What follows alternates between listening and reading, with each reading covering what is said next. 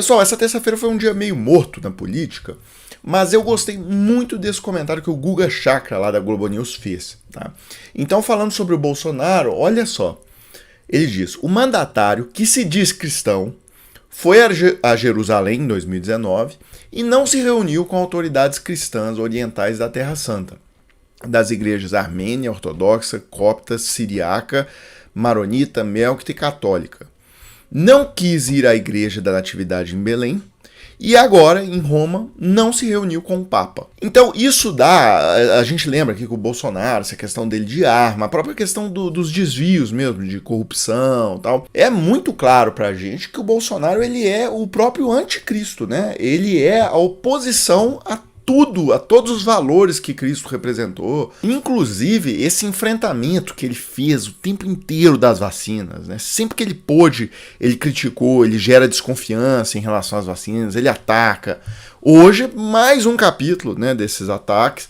O governo editou, o Ministério do Trabalho editou uma portaria que proíbe, né, as empresas a demitirem funcionários que não se vacinaram. Né? Então o Bolsonaro faz isso com a única intenção de atrapalhar a campanha de vacinação. E por que ele é contra a vacina? A vacina que reduziu, o Brasil estava com 4 mil mortes por dia e reduziu para menos de 100. Ontem o Brasil teve 90 e poucas mortes só de Covid. Então, por que ele faz? Ele tem uma pulsão pela morte. Né? Ele é o anticristo. Agora, essa fala do Guga Chakra, né, resume bem isso, ou seja, você vê que tudo que tem a ver com a igreja, tal, ele cai fora, ele não tem nada a ver, ele não tem o menor interesse. Então eu vou colocar aqui um programa, foi muito bom esse programa, tá, que discutia essa questão dessa ligação fake do Bolsonaro com supostamente os evangélicos, né? Mas assim, na verdade é uma ligação com as lideranças, essas super lideranças, né? Esses pastores bilionários, tal. Então eu vou colocar esse trecho para vocês. Vale bastante a pena ver essa coisa fake que o Bolsonaro tem com a religião. A gente criou um outro tipo de evangelho, né? O evangelho, é por isso que sim, o meu livro ele não é sobre o bolsonarismo, ele é sobre a igreja. É a mesma pergunta de Martin Luther King nos anos 60. Que Deus é esse dessas igrejas? Né? Que Deus eles servem? Porque o Deus que eu sirvo, ele me manda servir.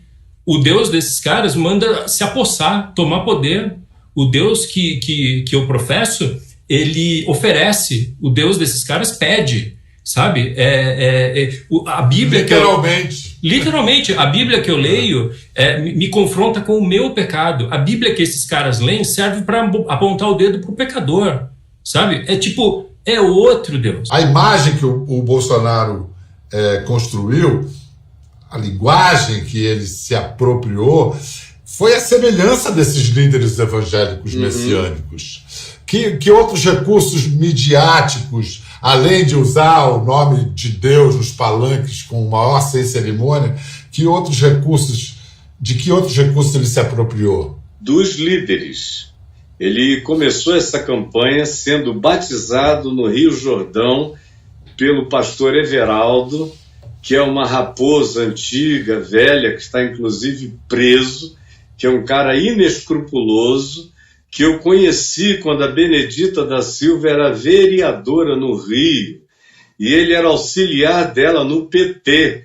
Você vê a viagem do cara. Depois eu o vi envolvidíssimo com Eduardo Cunha, com Garotinho, com tudo isso.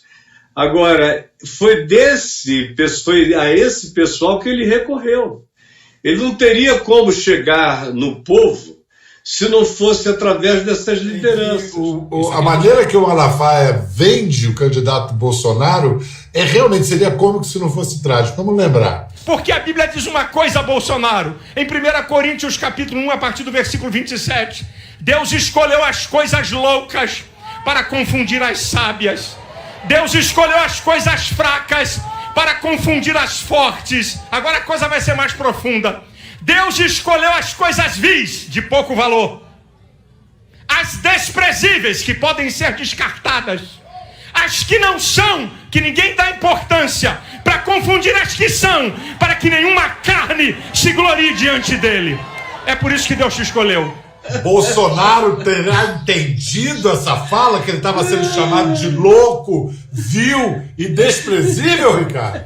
Então, mas você vê, é óbvio que isso é engraçado, parece um quadro do Monty Python, né? Montado, assim, né? Não é tipo assim, é impossível acreditar que é de verdade, mas é.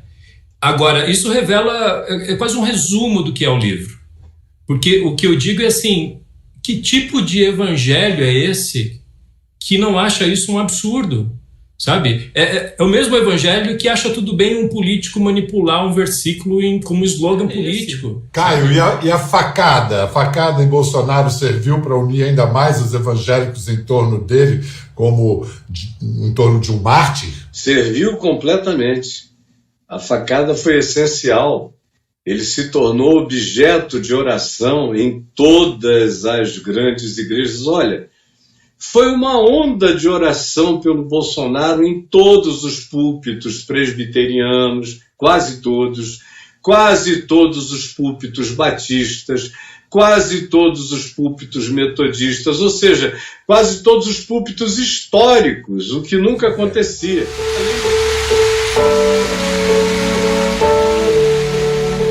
O Estado brasileiro é um Estado laico, mas citando o Salmo de Davi, eu queria dizer que feliz é a nação cujo Deus é o Senhor. E na Bíblia está escrito que a oração de um justo pode muito em seus efeitos.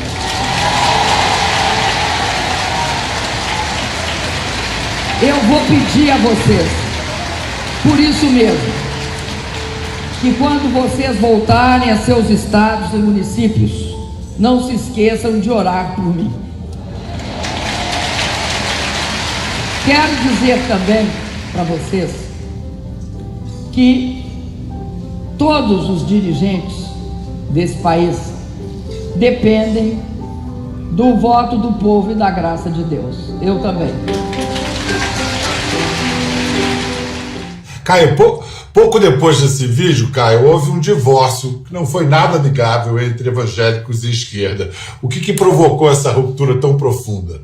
O que provocou, na realidade, é o fato de que nunca houve esse vínculo. Eles são uma espécie de centrão de qualquer que seja a circunstância. Onde houver poder, eles estarão lá. Por exemplo, os evangélicos se aliaram à ditadura militar, defenderam a ditadura militar, entregaram seus jovens, entregaram os universitários.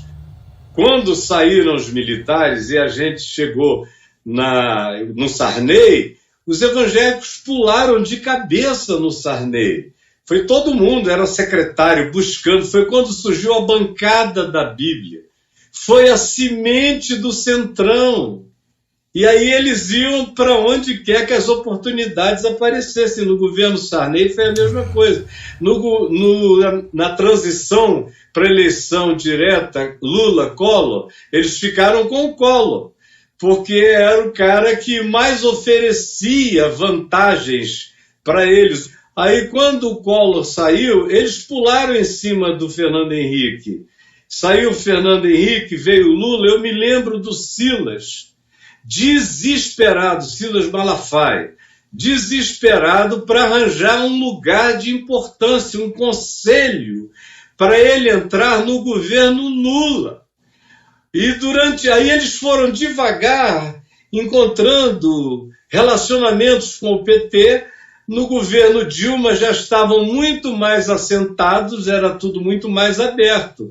Quando veio o Bolsonaro começou a se anunciar. Então, eles disseram, nós temos a melhor oportunidade do mundo para emplacar algumas pautas. Número 1, a nossa pauta de poder, de aparelhamento do Estado, que é uma expressão de Paulo, reinar em vida. Eles tomaram essa expressão de Paulo e a aplicaram diretamente à governança de poder. A gente precisa reinar em vida. E o Bolsonaro é a melhor oportunidade. A segunda pauta de costumes, para vencer o tal do marxismo cultural. Então, Damares está lá para fazer isso. Ricardo, no livro você reconhece um grande mérito de Bolsonaro. O que o nosso profetastro de Eldorado enxergou que outros políticos não viram? Ele enxergou 30% da população brasileira. Essas pessoas que lotavam estádios, que tinham os seus códigos culturais, elas não se viam representadas nas novelas, nos jornais, na cobertura noticiosa, né? E isso aceite, goste a gente disso ou não, entenda que eles estão sendo bem ou mal educados, é um contingente gigantesco do Brasil. E é o Brasil de verdade, é o Brasil profundo, sabe? E essas pessoas, e aqui tem um pouquinho da tua pergunta anterior, elas estavam se sentindo ameaçadas na sua liberdade religiosa. O discurso de que, olha, pessoal, com essa pauta de costumes aí da esquerda, a gente vai ser obrigado a celebrar casamento gay. Né? Pastor que não celebrar casamento gay vai pra cadeia. Entendeu? Isso se ouvia nos corredores. E não aparecia ninguém para dizer que isso aí era uma confusão. Muito pelo contrário, aparecia pessoas, deputados, artistas, curadores de exposição, falando vai ter beijaço sim para calar a boca desses crentes fundamentalistas. E aí eu preciso dizer uma coisa. Entendo totalmente o que o Caio está falando e entendo especialmente porque ele estava ali no olho do furacão da instituição evangélica no início dos anos 90. Mas eu sempre procuro separar o que é o movimento evangélico brasileiro, né, que tem suas lideranças, que tem suas raposas, do que é a igreja evangélica brasileira. A igreja como contingente social. A igreja evangélica brasileira, ela é periférica, ela é feminina, ela é preta, sabe? Ela não é o Silas Malafaia. Ele não é esses velhos brancos que a gente vê na televisão, sabe? E não é uma contradição.